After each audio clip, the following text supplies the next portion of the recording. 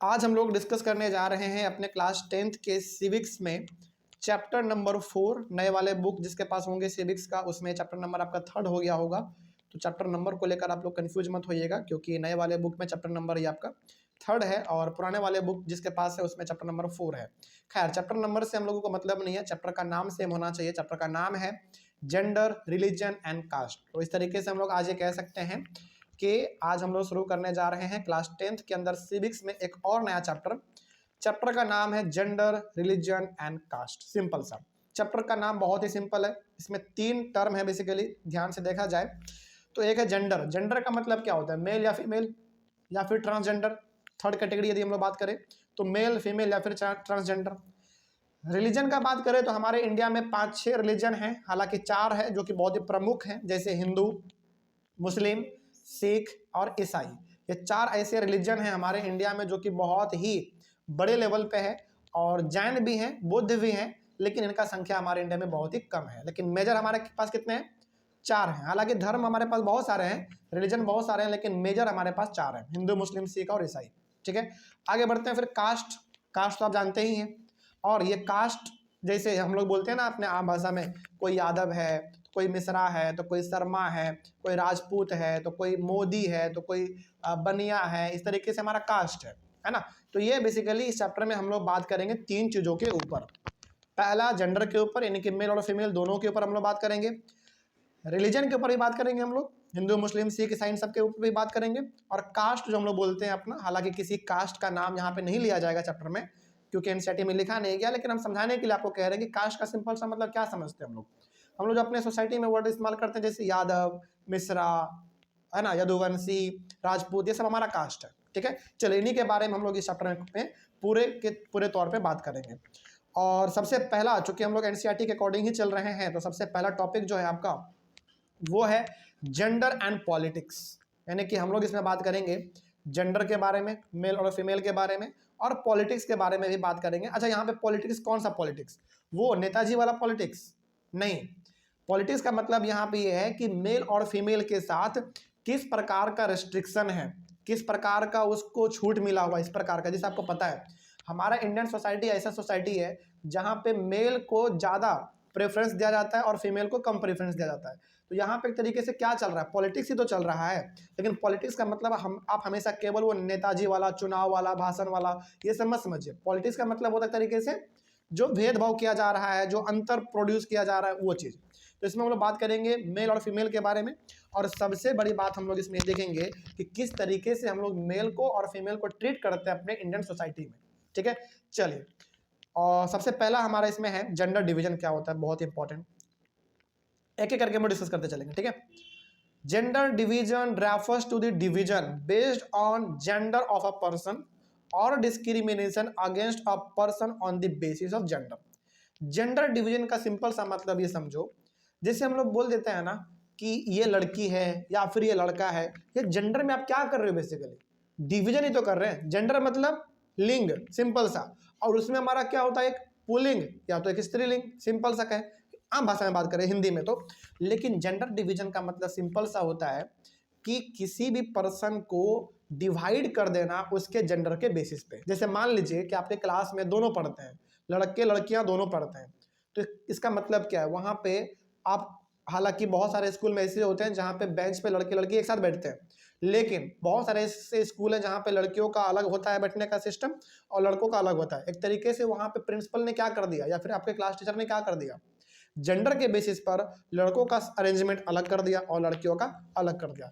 यही हमारा है जेंडर डिवीजन, सिंपल सा। देखो सिविक्स में ना थोड़ा टफ टर्म आएंगे आपके सामने, लेकिन उसको बहुत ही बेहतरीन तरीके से समझने का मतलब ये रहेगा आपके लिए कि आप उसके हिंदी मतलब को समझ जाओ। सिंपल जेंडर डिवीजन का सिंपल सा मतलब है मेल को अलग कर देना, फीमेल को अलग कर देना। ये तो हमारा कहलाता है जेंडर डिवीजन, सिंपल। तो एक बार दोबारा पढ़ते हैं। Gender division refers to the division based on gender of a person. तो यदि कोई मेल है या फिर फीमेल है, उसको यदि आप डिवीजन कर रहे हैं, उसका अलग अलग उसको बांट दे रहे हैं, तो वही हमारा कहलाएगा जेंडर डिवीजन, पहला। या फिर discrimination against a person on the basis of gender.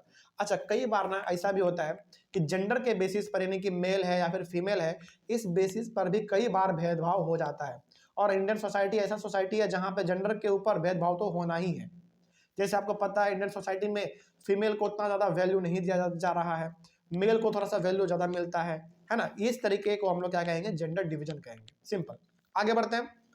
Gender division is not based on biology but it is based on social expectations and stereotypes. ये इंपॉर्टेंट पॉइंट था, इसको आप हाईलाइट कर लीजिएगा। इसमें ना दो वर्ड बहुत इंपॉर्टेंट है। अच्छा एक बात बताइए आप, क्या ये जेंडर डिवीजन बायोलॉजी पे बेस्ड है क्या? बायोलॉजी का मतलब ये हो गया कि क्या यदि जब बच्चा पैदा हो रहा है या फिर जब बच्चे का जन्म हो रहा है तो क्या ये लिखा हुआ है क्या कहीं पे कि लड़की ही जन्म होगा या फिर लड़का ही जन्म होगा? ये तो कहीं नहीं लिखा है। ये तो प्रकृति का देन है कि कुछ भी जन्म हो सकता है, यानी कि कोई भी जन्म ले सकता है, चाहे वो लड़का हो या फिर लड़की हो। कहने का मतलब ये जो जेंडर डिवीजन हम लोग कर रहे हैं इसमें बायोलॉजी का कोई रोल नहीं है। यदि बायोलॉजी का रोल होता तो क्या हर घर में लड़के केवल जन्म नहीं लेते? बिल्कुल लेते। तो क्या यहाँ पे साइंस का कोई रोल है? मतलब क्या बायोलॉजी का कोई रोल है? कोई रोल नहीं है। लेकिन जब एक बार बच्चा या फिर बच्ची जन्म ले लेता है या फिर ले लेती है जन्म, तो उसको हम लोग उसके जेंडर के बेसिस पे बांट देते हैं। अरे तुम लड़की हो, तुम्हारे लिए ये काम बना हुआ है, तुम ये मत करो। तुम लड़का हो, तुम कुछ भी कर सकते हो। तो जेंडर के डिवीजन पे जो हम लोग, यानी कि जेंडर के आधार पे जो हम लोग उसको बांट देते हैं, ये काम हम लोग ही तो करते हैं। इसमें क्या बायोलॉजी का कोई लेन देन है? कोई लेन देन नहीं। ये तो प्रकृति का नियम है, चाहे वो लड़का पैदा होगा या फिर लड़की पैदा होगी, सिंपल सा बात है। तो यहाँ पे ना दो वर्ड आपको ध्यान में रखना है, एक्सपेक्टेशंस और स्टेरियोटाइप्स। यानी कि हमारे समाज का सोच, हमारे समाज का विचार और उनका चला आ रहा तरीका, उसको हम लोग कहते हैं स्टेरियोटाइप्स। स्टेरियोटाइप्स का मतलब जो पुराना सोच है, पुराने सोच के अकॉर्डिंग वो लोग समाज में लड़कों को अलग और लड़कियों को अलग कर देते हैं, डिवीजन कर देते हैं। तुम्हारे लिए ये काम बना हुआ है, तुम्हारे लिए वो काम नहीं बना हुआ है। इसी को कहते हैं हम लोग जेंडर डिवीजन। क्या आपको दिक्कत नहीं इसमें? तो यदि आपसे कोई पूछे कि बताओ जेंडर डिवीजन में क्या बायोलॉजी का कोई रोल है? कोई रोल नहीं है, उसमें तो प्रकृति का देन है बेसिकली। तो जेंडर डिवीजन यदि कोई करता है तो हम लोग करते हैं, जो कि गलत है, नहीं होना चाहिए। खैर आगे बढ़ते हैं। अगला नेक्स्ट है आपका, इसी के अंदर छोटा सा टॉपिक है आपका, पब्लिक प्राइवेट डिवीजन। अब पब्लिक प्राइवेट डिवीजन क्या है, थोड़ा सा इसके बारे में हम लोग डिस्कस करेंगे, लेकिन बहुत इंपॉर्टेंट टॉपिक है, देखा जाए। बहुत सिंपल चैप्टर है ये। पहला पॉइंट है, boys and girls are brought up to believe that the main responsibility of women is housework and bringing up children. देखो हमारे इंडियन सोसाइटी का ना, देखो एक बात आपको ये मानना पड़ेगा कि समाज में लड़के भी हैं और लड़कियां भी हैं, दोनों हैं। लेकिन लड़कियों को खास करके ऐसी जिम्मेदारी दे दी जाती है, उनके लड़कियों के माइंड के ऊपर इस तरीके से, मतलब बचपन से प्रेशर बनाया जाता है कि तुम्हारा मेन रिस्पॉन्सिबिलिटी घर के कामों को करना है और अपने बच्चों को देखभाल करना है। ये उनका माइंडसेट बना दिया जाता है बचपन से ही, और बड़े होकर वो माइंडसेट वही रह जाता है। लेकिन हाँ, यहाँ पे आपको यही मानना पड़ेगा कि बहुत सारी लड़कियां ऐसी भी हैं जो इस माइंडसेट को चेंज करती है और कुछ बड़ा कर जाती है, वो अलग चीज़ है, वो एक्सेप्शनल केस है। लेकिन मोस्ट ऑफ द केसेस में लड़कियों को इस माहौल में रखा जाता है कि तुम्हारा मेन काम घर के कामों को देखना है, अपने बच्चों का देखभाल करना है, इस तरीके से। ठीक है, आगे। This is reflected in a sexual division of labour in most families. अब देखो यहाँ पे ना दो प्रकार का डिवीजन आपके सामने आया। एक है आपका जेंडर डिवीजन और अब है आपका यहाँ पे एक सेक्सुअल डिवीजन ऑफ लेबर। अब ये इसका मतलब क्या होता है, पहले समझाते हैं आपको। It is a system in which women do all the work inside the home such as cooking, cleaning, washing, tailoring, looking after children etc. and men do all the work outside the home. कई बार ना आपके सामने दो term आएगा और आप confuse हो जाओगे, जेंडर डिवीजन और सेक्सुअल डिवीजन ऑफ लेबर। इसका ना थोड़ा सा आपको हम डिफरेंस समझा देते हैं। जब भी बात हो जेंडर डिवीजन का, सिंपल सा मतलब समझिएगा, मेल और फीमेल दोनों को बांट दो, अलग कर दो, यही हमारा कहलाएगा जेंडर डिवीजन, सिंपल। लेकिन जब बात हो सेक्सुअल डिवीजन ऑफ लेबर का, तो इसमें होता यह है कि महिलाएं हैं तो तुम्हारा काम ये है। देखो यहाँ पे एक वर्ड लगा हुआ है, लेबर। लेबर मतलब काम। तो आप महिला हैं या फिर आप फीमेल हैं तो आपके लिए काम ये बना हुआ है, आप मेल हैं तो आपके लिए काम ये है। तो जब हम लोग महिला और पुरुष को उसके काम के आधार पर बांट देते हैं तो उसी को हम लोग कहते हैं सेक्सुअल डिवीजन ऑफ लेबर। तो दो टर्म आपके सामने हैं, जेंडर डिवीजन और sexual division of labour, simple. Gender division का मतलब क्या हो गया, मेल और फीमेल को सिंपल सा अलग कर दो बस। लेकिन यदि हम उसको उसके काम के आधार पर बांट देते हैं तो ये हमारा कहलाता है सेक्सुअल डिवीजन ऑफ लेबर। जैसे ऐसा माना जाता है कि कुकिंग, क्लीनिंग, वॉशिंग, टेलरिंग मतलब कपड़ा वपड़ा सिलना, ये सब, लुकिंग आफ्टर चिल्ड्रेन, बच्चों का देखभाल करना, ऐसा माना जाता है इंडियन सोसाइटी में कि ये सब का सब काम किसका है, महिलाओं का है, यानी कि गर्ल्स का है। और मेंस का काम क्या है भाई, घर के बाहर जाओ, घर के बाहर का काम करो, ये मेन का काम है। ये हम नहीं कह रहे हैं या फिर आपका ये कोई आपको ये कह नहीं रहा है, बेसिकली ये हमारा इंडियन सोसाइटी का ये बात हो रहा है पूरा, ठीक है। और जो सोसाइटी में है वही एनसीईआरटी में लिखा हुआ है। आगे बढ़ते हैं फिर। It is not that men can not do house work but they simply think that it is for women to attend this things. अच्छा, क्या आपको ऐसा लगता है कि जो काम महिलाएं घर की करती हैं, यानी कि जो काम जैसे कपड़ा धोना, बर्तन साफ करना, घर में झाड़ू पोछा लगाना, ये महिलाएं करती है अक्सर, लेकिन क्या आपको लगता है कि सारा काम मेल नहीं कर सकता? क्या मेल नहीं कर सकता? क्या कर सकता है, लेकिन वो करता क्यों नहीं है? क्योंकि एक माइंडसेट बन गया है ना कि यार हम तो मेल है, हम ये काम क्यों करें, मेरे लिए काम थोड़ी बना हुआ है, हम कौन सा काम करेंगे, घर से बाहर जाएंगे, घर का काम करेंगे। लेकिन यहाँ पे आपको ये मानना पड़ेगा कि ऐसे बहुत सारे मेल भी हैं जो अपने घर का काम करते हैं, ठीक है, बहुत है, आपको ये मानना पड़ेगा, ठीक है। आगे बढ़ते हैं। लेकिन कहने का मतलब यहाँ पे यह है कि ऐसा नहीं है कि मेल घर के कामों को नहीं कर सकते हैं। जनरली वो ऐसा सोचते हैं कि हमारे लिए बना हुआ नहीं है तो हम नहीं करेंगे, सेल्फ रेस्पेक्ट का बात आ जाता है वहाँ पे। खैर आगे बढ़ते हैं, अलग अलग आदमी का अपना सोच है। When these jobs are paid, men are ready to take up these works। लेकिन यदि वही काम करने के लिए पुरुषों को पैसा दिया जाए, पेमेंट दिया जाए, तो वो आराम से काम करते हैं। सही बात है कि नहीं? बिल्कुल सही बात है। जैसे एग्जाम्पल के तौर पे ना आपको बताते हैं, आप बड़े बड़े होटल में जाओ, वहाँ पे बड़े बड़े होटल में ना आपको जो वेटर मिलेंगे, जो साफ सफाई करने वाले लोग मिलेंगे, या फिर जो सेफ मिलेंगे, ज़्यादातर मेल होते हैं। ये आपको मानना पड़ेगा। फीमेल भी होती है, इसमें कोई शक नहीं है, लेकिन ज़्यादातर मेल होते हैं। तो क्या मेल घर के कामों को नहीं करते हैं? करते हैं, लेकिन जब पैसा मिलता है केवल तब, फ्री में नहीं करते हैं ठीक है। चलिए खैर आगे बढ़ते हैं। तो यही बात इसमें कहा गया, for example most tailors and cooks in hotels are men. सही बात है। टेलर में भी आपको मानना पड़ेगा कि टेलर में अधिकतर मेल होते हैं, लेकिन इसमें हमको लगता है कि फीमेल भी है, ऐसा नहीं है। ज़्यादातर टेलर और ज़्यादातर होटल, बड़े बड़े होटल, जैसे आपको ना एग्जांपल देते, सबसे बेस्ट होटल आपके इंडिया का ताज होटल, आप वहाँ पे जाओ, मोस्ट ऑफ दी जो वहाँ पे काम करने वाले लोग हैं आपको मेल मिलेंगे, ठीक है। तो बेसिकली होटल में हो गया, टेलर में हो गया, ये यहाँ पे मेल बहुत काम करते हैं क्योंकि उनको वहाँ पे पेमेंट मिल रहा होता है, ठीक है। और पेमेंट के सामने किसी का ईगो नहीं चलता सब चुप हो जाते हैं। आगे, similarly it is not that women do not कर लीजिएगा यहाँ पे, do not work outside their home. इसका जो उल्टा भी है, क्या महिलाएं घर के बाहर का काम नहीं कर सकती हैं? क्या करती हैं, कर सकती हैं और करती भी हैं, ये आपको मानना पड़ेगा, ठीक है। जैसे एग्जांपल यहाँ पे देखिए, in villages women fetch water, collect fuel and work in the fields. गाँवों का बात करें तो गाँवों में महिलाएं पानी लाने के लिए दूर जाती हैं, यदि घर में पानी का सिस्टम नहीं है तो लकड़ी इकट्ठा करती हैं, खेतों में काम करती हैं। ये सब काम क्या है, बेसिकली घर के बाहर का ही तो है।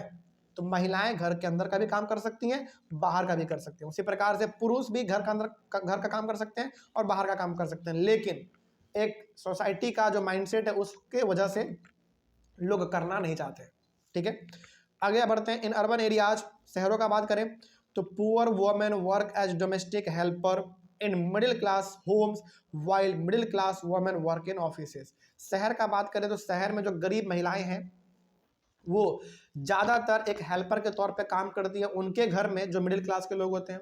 और मिडिल वाले क्लास के लोग कहाँ पे काम करते हैं? ऑफिस में काम करते हैं। एक तरीके से चेन बना हुआ है, गरीब महिला है तो उसके घर में काम करेंगे जो कि ऑफिस में काम करती हैं, और मिडिल क्लास जो है वो ऑफिस में काम करती हैं। तो हर महिला कहीं ना कहीं काम में तो लगी हुई है ही, ठीक है। एक चेन बना हुआ है बेसिकली। आगे, how ever their work is not valued and does not gate recognition. देखो, महिलाएं ना चाहे कितना भी काम कर ले, चाहे वो घर का काम करे या फिर चाहे वो बाहर का काम करे, लेकिन उनके काम को कभी भी उतना ज़्यादा वैल्यू नहीं मिलता है, बल्कि काम दोनों बराबर करती है। जैसे आप एग्जाम्पल के तौर पे आप किसी भी ऑफिस का एग्जाम्पल लो, मेल भी 8 घंटे काम करते हैं तो फीमेल भी 8 घंटा काम करती है, लेकिन उसको आके फिर अपने घर का भी काम करना पड़ता है। कहने का मतलब ये है कि इंडियन सोसाइटी में एक ऐसा धारणा बन गया है, एक ऐसा विचार बन गया है कि महिलाएं कितनी भी काम कर ले, चाहे वो घर का हो चाहे बाहर का हो, उनके काम को उतना ज़्यादा वैल्यू नहीं किया जाता है, जो कि बिल्कुल गलत बात है, करना चाहिए। आगे, earlier only man were allowed to vote and contest for public offices. आज से बहुत समय पहले का बात करें तो बहुत सारे जगहों पर तो केवल मेन को वोटिंग राइट था। जैसे आपने क्लास 9th में पढ़ा ना फ्रेंच रेवोल्यूशन, फ्रेंच रेवोल्यूशन में आपने क्या देखा था कि फ्रांस में केवल वोटिंग राइट किसको था, मेन को था, केवल मेन को था। और मेन में भी केवल वो कौन से लोग जो कि एक्टिव सिटीजन थे। चलिए अब एक्टिव सिटीजन पैसिव सिटीजन जैसे बताने लगेंगे ना तो बहुत लंबा क्लास हो जाएगा, उसको हम लोग बाद में देखेंगे। तो कहने का मतलब ये है कि बहुत जगहों पर पहले केवल और केवल वोटिंग राइट जो था वो मेन को मिलता था, वुमेन को वोटिंग राइट नहीं मिलता था। और वुमेन को अलग अलग ऑफिस में काम करने का भी मौका नहीं मिलता था, क्योंकि उनको ऐसा समझा जाता था कि आप महिला हैं तो आप घर के कामों को करो। ठीक है, आगे gradually the gender issue was raised in politics. लेकिन जैसे जैसे समय बदला वैसे वैसे जेंडर का जो समस्या था वो पॉलिटिक्स में आया। और आज इस तरीके से हम लोग का कैंडिडेट सोसाइटी बन गया है कि आज हर फील्ड में जहाँ पे मेल है वहाँ पे फीमेल भी है। ये कब हो पाया भाई, क्यों हो पाया और कैसे हो पाया? इसका एक ही बड़ा सबसे बड़ा कारण है कि महिलाओं ने अपने हक के आवाज़ को उठाया और अपने हक के आवाज़ों को उठाया, जिसका परिणाम ये है कि आज हर फील्ड में लगभग महिलाएं हैं। ठीक है, चलिए आगे बढ़ते हैं। Women in different parts of the world organised movement for equal rights. पूरी दुनिया में महिलाओं ने अपने अधिकार के लिए अपने कदम को उठाया, प्रोटेस्ट किया, मारपीट मतलब कि हमला भी अपने ऊपर उन्होंने सहा, उनके ऊपर पत्थर चलाया गया, उनके ऊपर लाठी चलाया गया, लेकिन उनका मेहनत रंग लाया और लगभग आज हर दुनिया में वुमेन को राइट है। हर चीज़ करने का तो नहीं कह सकते हैं, जैसे आज देखो बहुत सारे ऐसे कंट्री है जहाँ पे महिलाओं को इक्वल राइट है मेन के जैसा। एक एग्जांपल आपका इंडिया है, लेकिन वही यदि आप सऊदी अरेबिया चल जाओ कभी, वहाँ पे जितना मेन को राइट है उतना वुमेन को राइट नहीं है। तो आपको ये भी मानना पड़ेगा कि आज भी हमारे भारत में, सॉरी भारत नहीं, हमारे पूरे वर्ल्ड में ऐसे बहुत सारे कंट्री है जहाँ पे महिलाओं को जो राइट है, जो अधिकार है, वो बिल्कुल मेन के जैसा बराबर मिला हुआ है। लेकिन ऐसे भी बहुत सारे कंट्री है जहाँ पे महिलाओं को राइट आज बिल्कुल भी कम है। राइट तो है लेकिन बहुत ही कम राइट है। ठीक है, चलिए आगे बढ़ते हैं। तो महिलाओं ने प्रोटेस्ट किया, मूवमेंट किया, अपने आवाज़ों को उन्होंने उठाया, तो उनको आज पूरा मिला हुआ है, छूट मिला हुआ है, बेसिकली राइट मिला हुआ है मेन के जैसा। आगे है आपका the movements of women demanded voting rights for women, political and legal status for women, educational and career opportunities for women. अब देखो वुमेन को अपना अधिकार पाने के लिए भारत में भी प्रोटेस्ट करना पड़ा, फ्रेंच रेवोल्यूशन में भी करना पड़ा जो आपने पढ़ा है फ्रांस में, इटली में भी करना पड़ा, जर्मनी में भी करना पड़ा, हर जगह पर लगभग। देखो आपको क्या लगता है कि महिलाओं का खराब स्थिति केवल क्या इंडिया ही में था? नहीं, महिलाओं का स्थिति जो है ना पूरे वर्ल्ड में बदतर रहा है हमेशा से। लेकिन आपको यह भी मानना पड़ेगा कि महिलाओं ने अपने हक का लड़ाई खुद लड़ा है। ठीक है, उन्होंने लड़ा, अपना हक का लड़ाई लड़ा, गवर्नमेंट के खिलाफ प्रोटेस्ट किया, मुर्दाबाद का नारा लगाया और उनको जाकर वोटिंग राइट मिला। वोटिंग राइट के साथ साथ अलग अलग प्रकार का राइट उनको मिलता चला गया। तो पूरी दुनिया में जहां भी महिलाओं ने आवाज़ उठाया उनका 3-4 मेन डिमांड हमेशा रहा। पहला डिमांड क्या था कि महिलाओं को वोटिंग राइट दो, पहला चीज़। दूसरा चीज़ पॉलिटिक्स में आने का भी महिलाओं को मौका दो, दूसरा हो गया हमारा। और लीगल मतलब कि कोर्ट में, कचहरी में, यहाँ पे महिलाएं आ सके उनको भी मौका दो। एजुकेशन प्राप्त कर सके महिलाओं को मौका दो। जैसे आपको पता है भारत में पहले महिलाओं को पढ़ने का अवसर नहीं मिलता था, बिल्कुल बहुत ही खराब सिस्टम था वो, है ना। तो पढ़ने का मौका मिला। और कैरियर अपॉर्चुनिटी मतलब कि वो लोग भी बाहर जाके जॉब कर सकती हैं। ये कुछ ऐसे डिमांड थे जिस डिमांड को हर कंट्री के महिलाओं ने उठाया जब वो अपना लड़ाई लड़ रही थी तब। ठीक है, आगे देखो महिला है ना, तो महिला का क्या डिमांड हो सकता है? डिमांड तो वही होगा ना जो उनको करने का मौका नहीं मिलता होगा। जैसे उनको वोटिंग राइट नहीं था तो उनका डिमांड क्या होगा? वोटिंग राइट दो। उनको पढ़ने का मौका नहीं मिलता था तो क्या डिमांड रहेगा? पढ़ने का मौका दो। उनको बाहर जाके जॉब करने का मौका नहीं मिलता था तो क्या डिमांड रहेगा? जॉब करने का मौका दो। ये सब जैसा उनका डिमांड है। Most women's movement also demanded equality in personal and family life as well. और बहुत सारे जगहों पर तो महिलाओं ने जो मूवमेंट चलाया, अपना जो प्रोटेस्ट किया, उनका डिमांड ये भी था कि हमको अपने पर्सनल जीवन में या फिर अपने फैमिली में इक्वालिटी दो। जैसे पहले क्या होता था ना, अब तो ये बहुत कम हो गया, पहले महिलाओं को ना बहुत ज़्यादा घरों में पीटा जाता था, यानी कि डोमेस्टिक वायलेंस जिसको हम लोग कहते हैं। लेकिन क्या आज ऐसा है? आज यदि ऐसा कहीं पे होता भी है, मान लीजिए खास करके इंडिया में, तो उसके ऊपर कानून बन चुका है, आपको बहुत लंबा सजा हो जाता है फिर इसमें, है ना, बहुत लंबा केस चलता है। तो वुमेन का मानना यह भी था कि भैया हमको ना ये सब राइट तो चाहिए ही चाहिए, हमको अपने घरों में भी अधिकार चाहिए, क्योंकि हमारे घर में हमारे ऊपर टॉर्चर किया जाता है। महिलाओं को तो पहले कुछ समझते ही नहीं थे, तो इस तरीके के उनको राइट भी मिलना चालू हो गया। और उसका सबसे अच्छा एग्जाम्पल आपका भारत है। भारत में आज लगभग महिलाओं को वो सारा राइट है जो मेन को राइट है। बहुत अच्छी बात है ये, इसीलिए कहा जाता है ना कि हमारा जो कॉन्स्टिट्यूशन है पूरी दुनिया में बेस्ट कॉन्स्टिट्यूशन है। ठीक है, आगे, these movements are called feminist movements. याद रखिएगा, ये जो मूवमेंट, जितने सारे मूवमेंट महिलाओं ने चलाया अपने अधिकार को प्राप्त करने के लिए, उन सारे मूवमेंट को हम लोग क्या कहते हैं, फेमिनिस्ट मूवमेंट कहते हैं। तो इसको आप कैसे लिखोगे, एक साथ डेफिनेशन में वो देख लो, a movement in which a man और अ women who believes in equal rights and opportunities for men and women are known as feminist movement। मतलब ये हो गया कि ऐसा मूवमेंट, ऐसा आंदोलन या फिर ऐसा कोई प्रोसेस करने का तरीका, मतलब प्रोटेस्ट करने का तरीका, जिसमें मैन और वोमेन दोनों ये चाहते हैं कि दोनों को राइट जो है ना इक्वल मिलना चाहिए। तो उस प्रकार के मूवमेंट को हम लोग क्या बोलते हैं, फेमिनिस्ट मूवमेंट बोलते हैं। कोई दिक्कत नहीं इसमें। जैसे मैन के पास तो सारा राइट पहले से था ही, राइट किसके पास नहीं था, वोमेन के पास नहीं था। तो जब मेन और वोमेन दोनों ये चाहते हैं कि राइट दोनों को इक्वल होना चाहिए, दोनों का राइट बराबर होना चाहिए, उसी मूवमेंट को हम लोग कहते हैं फेमिनिस्ट मूवमेंट। और ऐसा फेमिनिस्ट मूवमेंट हमारे भारत में बहुत सारे चलाए गए थे, क्योंकि दोनों का मानना ये था, देखो समाज में ना कुछ अच्छे लोग हैं तो कुछ बुरे लोग भी हैं। तो ऐसे समाज में कुछ अच्छे लोग थे जिनका ये मानना था कि महिलाओं को भी बराबर राइट मिलना चाहिए। तो उन सभी ने मिल के प्रोटेस्ट किया, मूवमेंट किया, तो उसके नाम, उस मूवमेंट को हमने फेमिनिस्ट मूवमेंट नाम दिया। ठीक है, आगे बढ़ते हैं। उसके बाद है, now women work as scientists, doctors, engineers, lawyers, managers and college and university teachers which were earlier not considered suitable for women. आज के यदि हम लोग देखें तो महिलाएं लगभग हर फील्ड में, डॉक्टर हैं, साइंटिस्ट है, इंजीनियर है, लॉयर है, मैनेजर है, टीचर है, हर जगह पर है, जो कि पहले करने का ये सब मौका नहीं मिलता था, बिल्कुल भी नहीं। ठीक है, करना है तो मतलब ये सब बनना तो दूर, सोचना भी बहुत बड़ा पाप था पहले।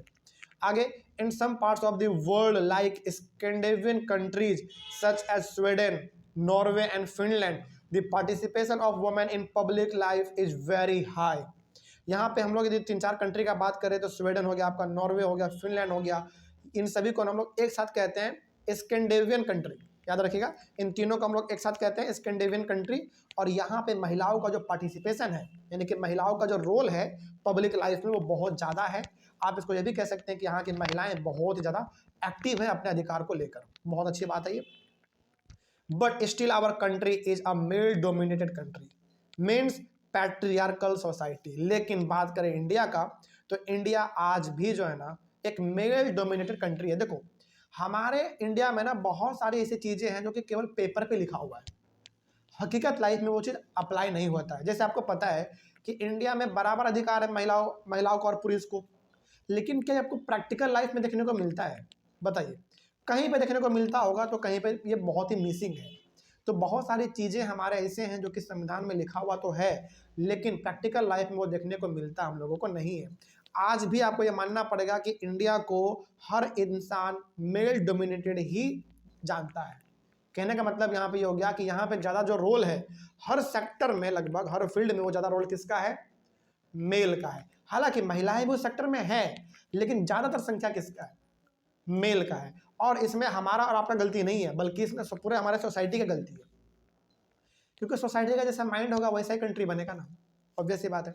आगे, और इसी को हम लोग कहते हैं पैट्रियार्कल सोसाइटी। पैट्रियार्कल सोसाइटी का मतलब कैसा सोसाइटी, जहां पे किसका चलता होगा हुकुम, मेल का, यानी कि मेल का। ठीक है, इसके बारे में लिखोगे किस एग्जाम में आ जाए तो वो देख लो, literally rule by father. Patriarchal society is a society in which the values of man is more than women and gives them power over women. Patriarchal society का मतलब होता है ऐसा सोसाइटी, ऐसा मोहल्ला या फिर ऐसा समाज जहां पे किसका चलता होगा, फादर का चलता होगा, यानी कि मेल का चलता होगा।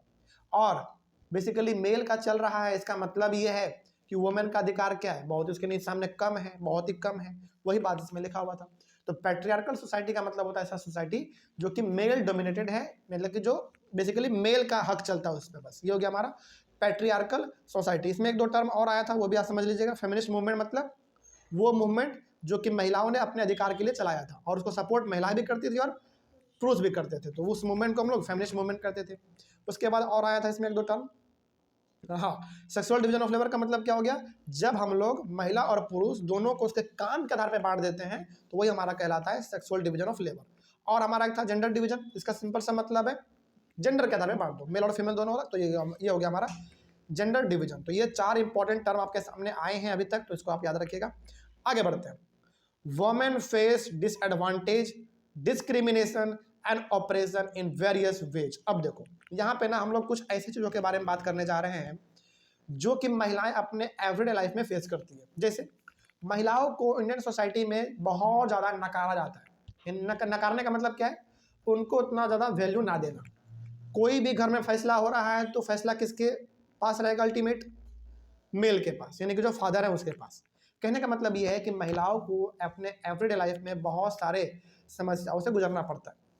तो डिसएडवांटेज मतलब किस तरीके से उनको नकारा जा रहा है, किस तरीके से उनके साथ भेदभाव हो रहा है, किस तरीके से उनको दबाया जा रहा है, उनके बातों को नहीं बोलने दिया जा रहा है, उनके बारे में हम लोग देखते हैं। तो कुछ ऐसे हमारे पास हैं तौर तरीके हैं जिससे उनको टॉर्चर किया जा रहा है या फिर उनको उतना वैल्यू नहीं मिल रहा है।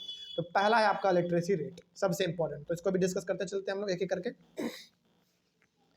पहला लिटरेसी रेट, इसमें क्या लिखा हुआ देखो, the literacy rate of women is only 54% and the literacy rate of man is 76%। इसका मतलब समझती हैं आप क्या हुआ? इसका मतलब ये हो गया कि मान लीजिए 100 महिला है तो 100 महिला में से मात्र 54 महिला ही ऐसी हैं जो पढ़ी लिखी है। उसी प्रकार से बात करें पुरुष का, मेल का, तो यदि मान लीजिए 100 मेल हैं तो 100 में से 76 मेल पढ़े लिखे हैं। तो बताओ इसमें ज़्यादातर पढ़ा लिखा फिर कौन हुआ? मेल हुआ। और ये आज भी इंडियन सोसाइटी में बहुत कॉमन बात है, आज भी बहुत कॉमन बात है ये। तो लिटरेसी रेट हमारा एक बहुत बड़ा समस्या। अच्छा एक बात बताइए, क्या महिलाएं जानबूझ के पढ़ना नहीं चाहती हैं क्या? पढ़ना तो चाहती हैं, पढ़ने नहीं दिया जाता है। शहरों में तो फिर भी ये बहुत ही कम देखने को मिलता है, लेकिन आप गांव चले जाओ, लड़कियों का मुश्किल से मुश्किल 10वां पास हो गया, या फिर 10वां भी छोड़ो, वो तो पढ़ती भी नहीं है। कई बार ऐसा भी होता है कि महिलाओं को स्कूल भी नहीं लोग भेजते हैं। उम्र हुआ 18-19 साल हुआ, शादी करा देते हैं। या फिर कई जगह पर तो बाल विवाह आज भी हो रहा है। पेपर में क्या है? चाइल्ड मैरिज बैन है, लेकिन क्या हकीकत में ऐसा है? बिल्कुल नहीं। आप जाके गांव में देखो ना, आपको पता चलेगा। ठीक है, तो कहने का मतलब यह है कि महिलाओं का जो लिटरेसी रेट है वो बहुत ही कम है, और इसके पीछे हमारे सोसाइटी का ही सबसे बड़ा हाथ है। ठीक है, महिलाओं को मौका तो दो, वो करके दिखाएंगी ना जो उसको करना होगा। ठीक है, आगे, only a smaller proportion of girl students go for higher studies because their parents prefer to spend their resources for their boys education। बहुत ही कम ऐसे घर हैं, बहुत ऐसे कम हमारे पेरेंट्स हैं जहाँ पे ऐसा होता है कि लड़कियों को भी हायर स्टडी के लिए आगे बढ़ाया जाता है। लेकिन ज़्यादातर ऐसे घर हैं जहाँ पे पूरा खर्चा बच्चों के यानी कि बॉयज़ के एजुकेशन पे खर्च कर दिया जाता है। पेरेंट्स का भी मानना होता है कि लड़कियों के ऊपर पैसा खर्च करके पढ़ाने में क्या करोगे, आखिरकार शादी करके चले ही जाना है। आपका घर परिवार कौन देखेगा? आपका बेटा देखेगा। तो ये भी एक सोसाइटी का माइंडसेट है जिसके वजह से महिलाओं का जो लिटरेसी रेट है वो बहुत ही कम है। तो पहला ये हो गया हमारा प्रॉब्लम महिलाओं के साथ जो है। दूसरा प्रॉब्लम है अनइक्वल वेजेज का। अनइक्वल वेजेज का मतलब ये हो गया कि मान लीजिए एक काम है जो पुरुष भी 8 घंटा करता है और मेल भी 8 घंटा करता है, लेकिन जो वेज का बात हो, जो पेमेंट का बात है, पैसे का बात है, वो मेल को थोड़ा ज़्यादा मिलता है और फीमेल को थोड़ा कम मिलता है। बल्कि दोनों काम सेम कर रहे हैं, टाइम भी दोनों बराबर दे रहे हैं, लेकिन पैसों के मामले में थोड़ा सा ऊंच नीच हो जाता है। तो ये क्या महिलाओं के साथ गलत नहीं हो रहा क्या? बिल्कुल गलत हो रहा है। तो वही इसमें कहा है the proportion of highly paid and valued jobs is still very small for women. सबसे पहली बात तो इसमें ये कही गई है कि जो बड़े बड़े जॉब हैं जिसमें कि बहुत ज़्यादा मतलब बहुत बड़े जॉब का मतलब जो बहुत बड़ा पोस्ट होता है, वहाँ पे महिलाओं का संख्या पहली बात बहुत कम है। आगे, on an average an Indian woman works 1 hour more than man every day। देखो ये बहुत बड़ी स्टेटमेंट इसमें लिखा गया है कि महिलाएं जो है ना 1 घंटा ज्यादा काम करती हैं पुरुष से ज्यादा काम करते हैं। कहने का मतलब ये हो गया कि मान लीजिए कि आप 8 घंटा काम कर रहे हैं। जैसे मान लीजिए कोई मेल है, ऑफिस में 8 घंटा काम किया। अरे भाई आप ऑफिस में काम कर रहे हैं, महिलाएं घर में काम कर रही है, काम तो दोनों कर रही हैं। अल्टीमेटली काम ज्यादा किसको करना पड़ता है? महिलाओं को, क्योंकि उनको लगभग पूरा काम करना ही पड़ता घर का, है ना। जैसे आप लोग एग्जांपल दे सकते हैं, या फिर आपके घर में आप देखते होंगे ये सब। यदि आपके फादर लोग ऑफिस से आते हैं तो मेन काम उनका जो होता है वो ऑफिस का ही होता है। घर में तो फिर आराम है फिर उनका। लेकिन क्या हम लोग की मम्मी कभी चैन से बैठती है? कोई चैन से नहीं। कोई फंक्शन भी होगा, थोड़ा सा सेलिब्रेट करेगी, बोलेगी हम जा रहे हैं, हमको बहुत काम है ना, बहुत काम है, दिन भर तो काम ही लगा रहता है। तो कहने का मतलब ये है ऑन एन एवरेज यदि हम लोग बात करें तो हमारी महिलाएं या फिर हमारी मम्मी लोग खास करके 1 घंटा ज़्यादा ही काम करती हैं हमारे पेरेंट्स लोगों से। ठीक है, आगे, however her work is not paid and not valued, लेकिन इसके बावजूद उनके काम को उतना ज़्यादा वैल्यू नहीं किया जाता, या फिर यदि वो पेमेंट के लिए काम कर रही है किसी ऑफिस में तो उनको पेमेंट भी उतना ज़्यादा नहीं मिलता जितना कि मेल को मिलता है। ठीक है, ये भी एक समस्या है महिलाओं के साथ।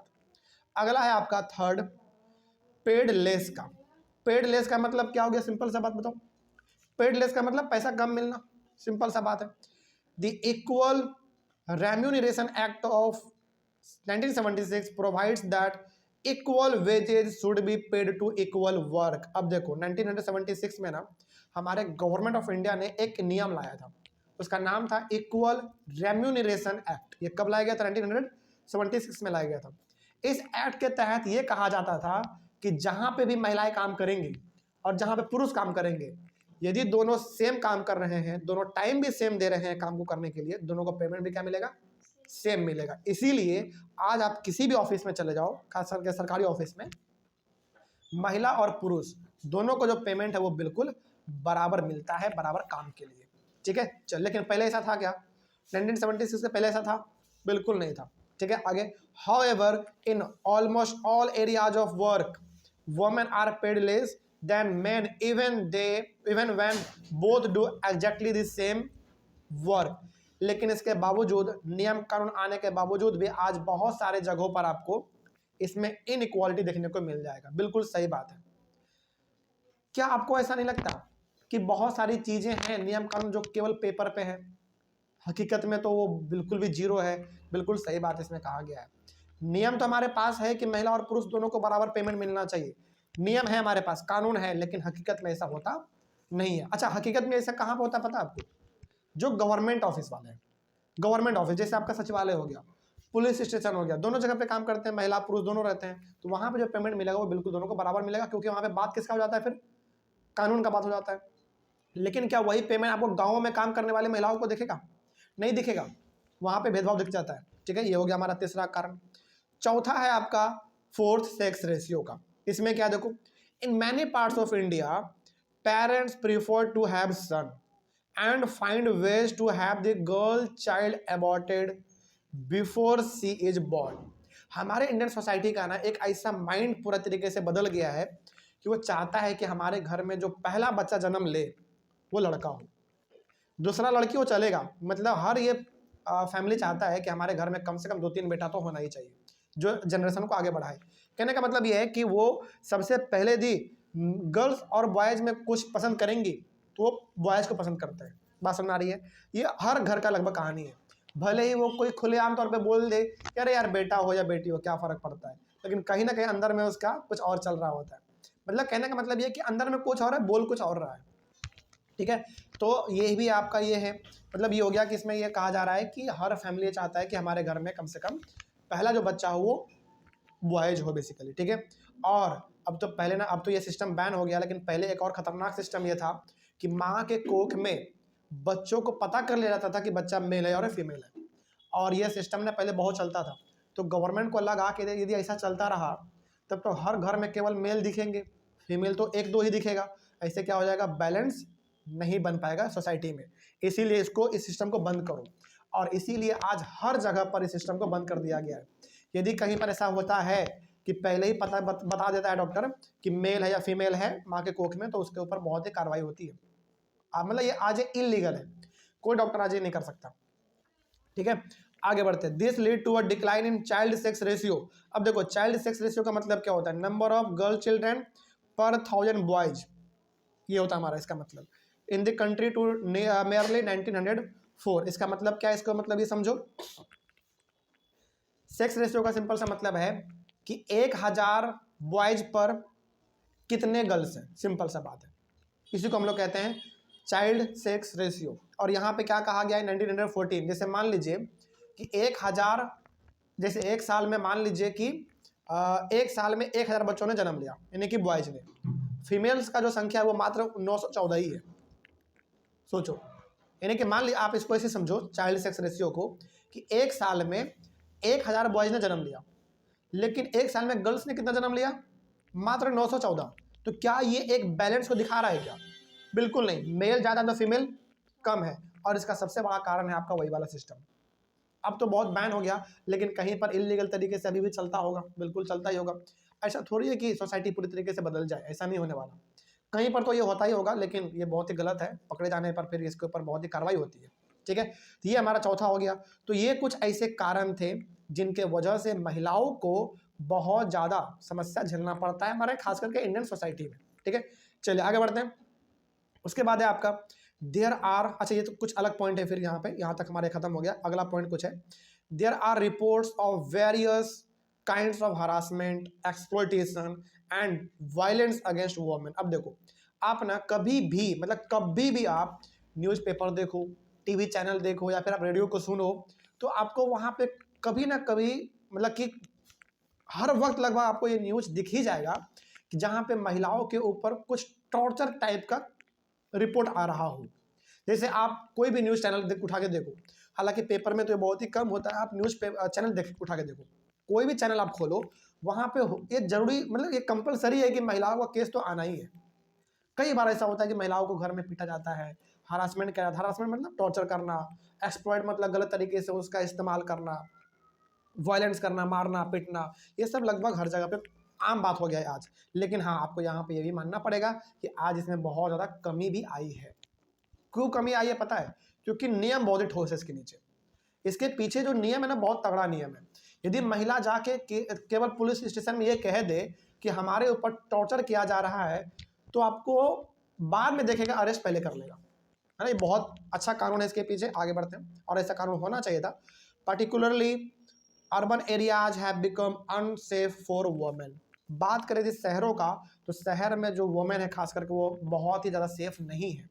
इसीलिए चाहे वो गांव हो, चाहे खास करके शहर हो, कहा जाता है कि महिलाओं को खास करके कि रात में बाहर मत निकलो, क्योंकि सेफ नहीं है ना बेसिकली। ठीक है, आगे, women are not safe even within their own home from beating, harassment and other forms of domestic violence. देखो, महिलाएं बाहर में तो सेफ है ही नहीं, अपने घर में भी सेफ नहीं है, आपको मानना पड़ेगा। सेफ कहने का मतलब यहाँ पे है कि महिलाओं को घर में भी तो पीटा जा रहा है, घरों में भी तो टॉर्चर किया जा रहा है उनको। तो कहने का मतलब ये है, एक लाइन में यदि आपको कहना हो, तो इंडियन सोसाइटी में खास करके महिलाओं का कंडीशन बहुत ज़्यादा बद से बदतर था। अभी इसमें सुधार आया है, लेकिन अभी भी कंडीशन ऐसा ही है। ठीक है, चलिए इसमें और सुधार की जरूरत है। अगला टॉपिक है आपका वुमेन्स पॉलिटिकल रिप्रेजेंटेशन। अच्छा, ये टॉपिक थोड़ा सा हमारा ये कोई बात नहीं, हो तो सकता था, लेकिन कोई बात नहीं, इसको हम लोग अपने अगले वाले क्लास में कवर करेंगे।